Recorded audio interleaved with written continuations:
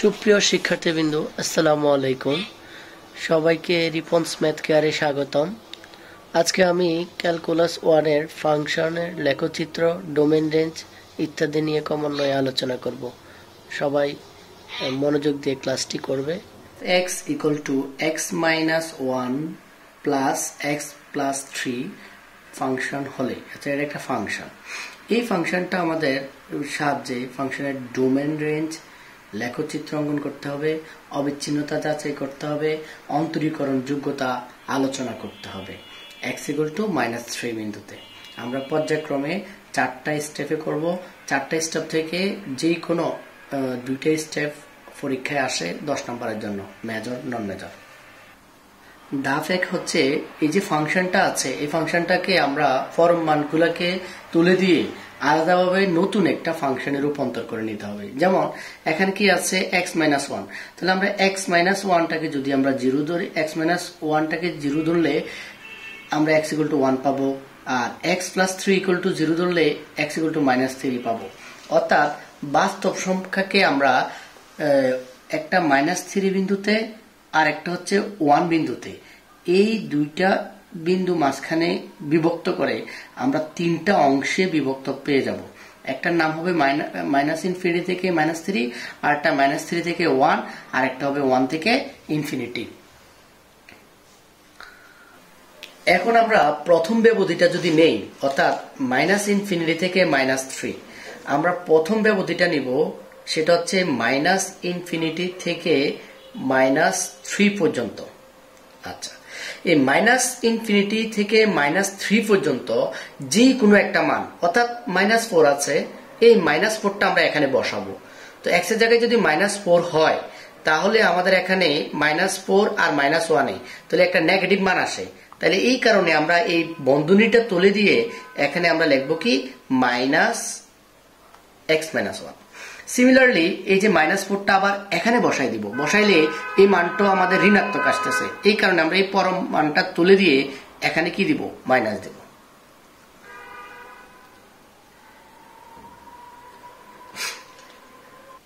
এবার দ্বিতীয় যে ব্যবধিটা, সেটা আমরা নিব এই -3 থেকে শুরু করে নিব 1 পর্যন্ত। কিন্তু এখানে -∞ থেকে -3, এখানে -3 কিন্তু নাই, অর ইকুয়াল টু দিলে আমরা আছে বুঝাইতো, এই কারণে আমরা এখানে অর ইকুয়াল টু চিহ্নটা দিতে হবে। তো -3 আর 1 এর ভিতরে যে কোনো একটা মান যদি আমরা নেই, ধরো আমরা 0 আছে, এবার 0 মানটা আমরা এখানে বসাও, মাইনাস হয়, তারপর এখানে 0 বসাইলে মানটা প্লাসের হয়, এই কারণে আমরা এইভাবে। এখন আমরা 1 থেকে শুরু করে আবারও আমরা লিখব প্লাসের ইনফিনিটি লিখব। তো এর ভিতরে যে কোনো একটা মান, মনে 2 ধরে নিতে পারি আমরা, যেহেতু 1 থেকে বড়, এই 2 মানটা এখানে বসাইলে এই মানটা ধনাত্মক হয়ে যায়। তারপরে 2 মানটা এখানে বসাইলে এটাও কি হয়ে যায়, ধনাত্মক হয়ে যায়। এবার আমাদের পরম মান থেকে আমরা বের করে ফেলছি। এবার আমরা কি করব, এইটা যোগ বিয়োগ করব, মানে ক্যালকুলেশন করব। এই জায়গাটা ক্যালকুলেশন করলে আমাদের অঙ্ক মানে ফাংশন তৈরি করা হয়ে যাবে। তাহলে কি করলাম, আমরা ক্যালকুলেশন করে এই একটা ফাংশন পেয়ে গেলাম। অনেক সময় কি করবে, এরকম ফর্মান ফাংশন না দিয়ে এর সরাসরি এমন ফাংশন দিয়ে দিতে পারে। তো সরাসরি এমন ফাংশন দিয়ে দিলে কিন্তু আমরা আর এইভাবে ভাঙতে হবে না, নর্মালি যেটা বাইর করতে হয় আমরা ওইটা বের করে নিব। এখন আমরা প্রথমত কি চাইছে, ফাংশনের ডোমেন এবং রেঞ্জ। তাহলে আমরা ডোমেন রেঞ্জ বাইর করার জন্য আমাদের যে কাজটা করতে হবে, এই প্রথম ব্যবধিটা নিয়ে কাজ করতে হবে। প্রথম ব্যবধিটা হচ্ছে -∞ থেকে +-3 ব্যবধিতে ফাংশনটির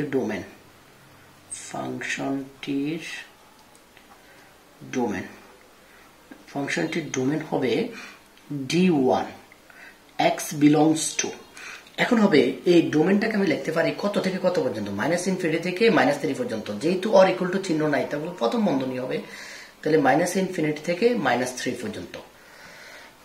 যারা ব্যবধি বুঝো তারা খুব দ্রুত এটা বুঝে যাবে, আর না বুঝলে ব্যবধির জন্য আমি আলাদা একটা ক্লাস দেবো, ইনশাল্লাহ ওখান থেকে বুঝে নিতে পারবে।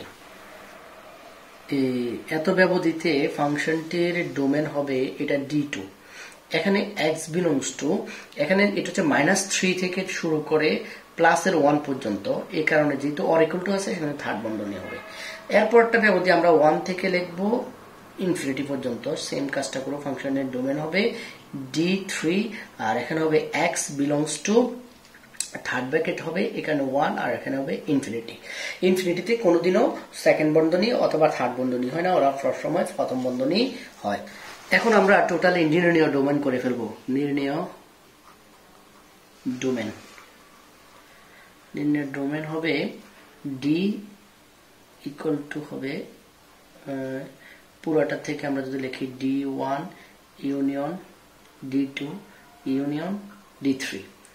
এখন আমরা লিখবো প্রথমটা হচ্ছে মাইনাস ইনফিনিটি থেকে -3, এরপর দ্বিতীয়টা হচ্ছে থার্ড ব্র্যাকেট -3 থেকে 1, তারপরটা হচ্ছে 1 থেকে ইনফিনিটি। আর ইউনিয়ন মানে হচ্ছে ওই আমরা বুঝি গরিবের 40 দাওয়াত, অর্থাৎ কাউকে বাদ দেয় না, গরিবের 40 সবাই দাওয়াত থাকে। আর কিন্তু ওই যে বড় লোকের পার্টি সেটা হচ্ছে ইন্টিগ্রেশন কমন মানুষগুলা থাকে। আর এখানে দেখো মাইনাস ইনফিনিটি থেকে -3 থেকে 1 থেকে ইনফিনিটি, অর্থাৎ সবাই আছে, কেউ মিসিং নাই।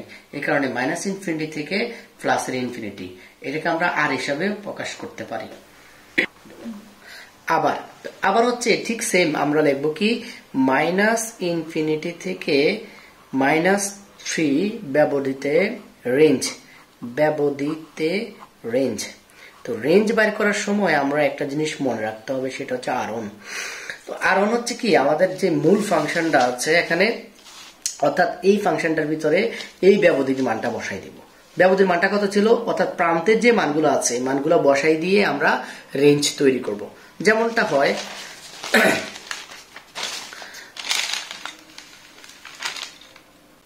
এখন কি হচ্ছে রেঞ্জ, অর্থাৎ প্রান্তের মানগুলো যখন আমরা বসাবো, এই প্রান্তের মানগুলো যদি আমরা বসাই ওই এখানে, এই প্রান্তের মান কত ছিল মাইনাস ইনফিনিটি, এখানে মাইনাস ইনফিনিটি যদি বসাই, তো মাইনাস ইনফিনিটি বসালে মাইনাসে কি হয়ে যায় প্লাস ইনফিনিটি আর -2 বিয়োগ করলেও ইনফিনিটি থাকে, অর্থাৎ মাইনাস ইনফিনিটি বসাইলে প্লাস ইনফিনিটি হয়। এখন যদি আমরা 3 বসাই, 3 দুগুণে 6, 6 থেকে 2 গেলে আবার কত 4, তাহলে 4 আর ইনফিনিটির মধ্যে সবচেয়ে বড় হচ্ছে ইনফিনিটি, এই কারণে 4 থেকে ইনফিনিটি লিখবো। আমরা লিখবো y বিলংস টু হবে 4 টু ইনফিনিটি।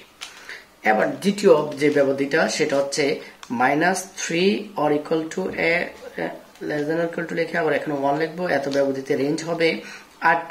এখানে y বিলংস টু লিখে আমরা এই 4 এর জায়গায় এবার আমরা -3 আর 1 এর ভিতরে এই ফাংশনটা হচ্ছে ধ্রুব ফাংশন। ধ্রুব ফাংশনের ভিতরে যদি আমরা মান বসাই তাহলে দেখা যায় কি ফাংশনটার মান বসানো যায় না, অর্থাৎ মান বসানো যাবে না।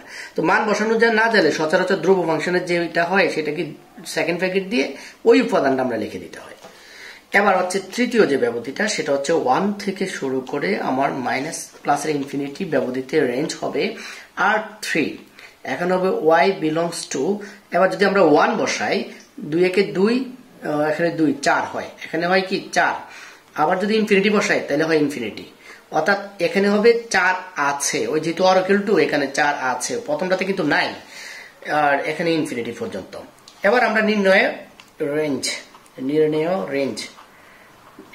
রেঞ্জ আর অফ ফাংশন, এখানে আবার ইউনিয়ন করব সবগুলা রেঞ্জের ইউনিয়ন যদি করি আমরা 4, এখানে ইনফিনিটি, এরপরটা হবে ইউনিয়ন ডিরেক্ট 4 আর এটা হবে ইনফিনিটি। এখন দেখতে হবে 4 থেকে ইনফিনিটি আছে, 4 ফিক্সড আছে, আর এখানে 4 থেকে ইনফিনিটি আছে, তার মানে আমরা ফাইনালি রেঞ্জ লিখতে পারবো 4 থেকে ইনফিনিটি, অর্থাৎ থার্ড বন্ধনী দিব, এটাই আমাদের রেঞ্জ। ধন্যবাদ সবাইকে। এভাবে আমরা পর্যায়ক্রমে 4টা স্টেপের অঙ্কগুলো করব।